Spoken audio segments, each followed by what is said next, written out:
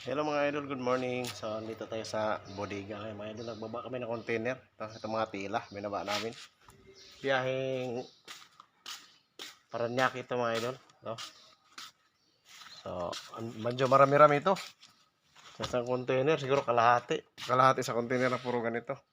So, may kabigatan ito mga idol, kaya medyo natagalan kami. So, nagsimula kami magbaba alas 3 madaling araw. So, ito yung iba, naibaba na namin. Ito yung nasa ibabaw kasi mga karton lang mag-ano. Ito yung nandun sa baba. Nakalatag kasi medyo may kabugatan to.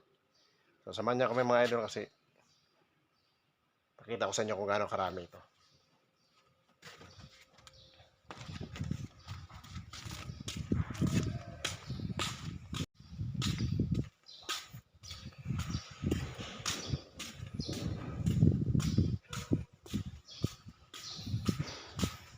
Andito sila, marami sila dito sa taas ng container.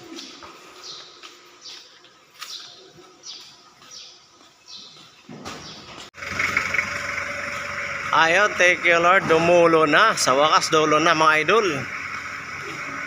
Mga isang palitan na lang. Mga idol, kumusta kayo dyan? Isang palitan lang ba yan? Galing ang talino talaga ng Pinoy ha, oh. Dinala na sa dulo yung jacklip. Tingnan nga natin yung diskarte ni Idol Alvin. Ang galing. Isang biyahe, 10 mahigit. Kaysa pabalik-balik, isa lang. Talino talaga. Tapos dito yung kakamada. Pati na lang mga idol. Dulo na. Pati na lang. Kakain na daw siya sopas.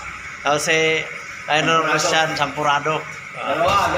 Sampuradong maraming gatas. Ayun mga idol, bali ito na po yung mga binaba namin. Ito. Saka yan. Yung mga lahat na yan. Konti na lang, siguro mga 30 minutes tapos na kami. Konti na lang dito sa taas ng container. Thank you Lord at malapit na kami matapos magpahinga na. Kasi may biyahe pa kami sa San Juan. Okay, mga idol, mamaya ulit pakita ko sa inyo pagka tapos na.